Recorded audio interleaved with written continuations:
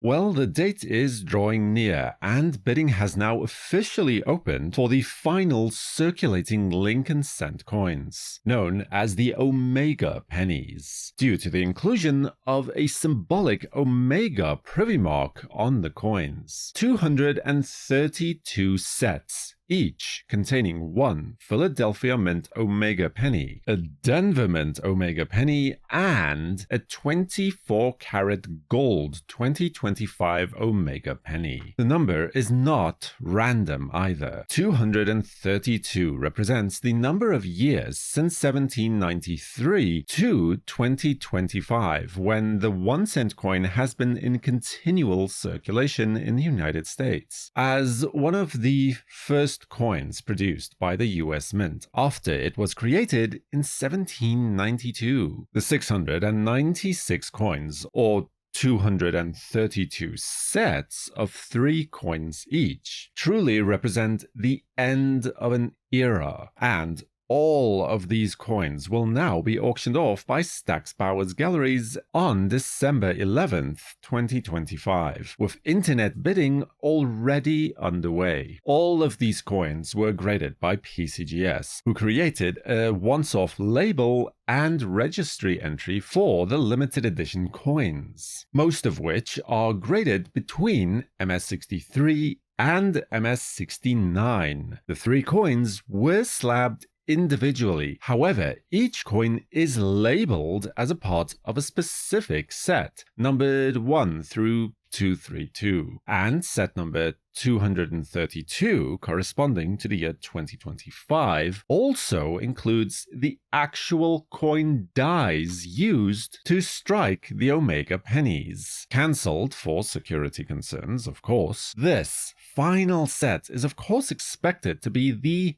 highlight of the special auction, and is reserved as the final lot, as it is expected to sell for the highest amount. This is not the first time that the US Mint and Stack's Bowers has collaborated on a special event like this, going all the way back to 2002, when the only legal-to-own 1933 St. Gordon's Double Eagle was sold at auction, along with Sotheby's, for $7,590,020. Then, in 2022, for the 35th anniversary American Eagle coins, which managed to raise $4.6 million, though this event was not quite as high profile, one could argue. Then, in a much more parallel event in December of 2024, they raised another $8.2 million in the sale of the 230th anniversary flowing hair gold dollar coins. There too, the final lot included the coin dies themselves. And one more time earlier in 2025, when the 8 space-flown 24-karat gold Sacagawea dollar coins, which spent most of their lives hiding away in Fort Knox, was also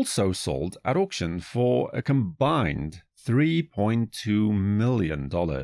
But this special sale has the potential to exceed all of those. The final sets, especially set number 231 and 232, have an additional designation on the label of the Philadelphia Mint cent and the gold penny as well, indicating that they were the coins minted during the ceremonial minting ceremony held on November the 12th at the Philadelphia Mint. A fact definitely confirmed by the rather unfortunate reality that you can see US Treasurer Brandon Beach's grubby fingerprints all over these historic coins. There is a case to be made that this detail adds to the coin's provenance, and that it counts as an identification mark. But I would counter by saying that it is just sloppy and wholly avoidable postmint damage instead. I mean, it's not like it's George Washington's fingerprints on the first penny or something like that. It's just some random bureaucrat. But, I mean, let me know which point of view you agree with. This is definitely the most hotly anticipated auction event of the year, and only a few months ago we didn't even know that it was going to happen at all. And the release has not gone without controversy either. By only minting a symbolic 232 coins for each issue, the mint has instantly created a modern rarity. In fact, the rarest non-variety Lincoln cent in the entire series by a long shot at that. I've even seen, I think we all have probably at this point, media reports of these coins being worth like $5 million each, which is just patently absurd in the worst possible way. The entire auction as a whole is likely to exceed that amount. Fair enough, but not a single coin. Either way, we will find out what collectors are willing to part with to own a piece of history in the making on December the 11th, when the auction closes and we bid a final farewell to the circulating cent. Subscribe to WNN if you want to be kept up to date with the latest on this story. For the World Numismatic News, I am Numisman saying thank you for watching. Keep collecting and have a fantastic day.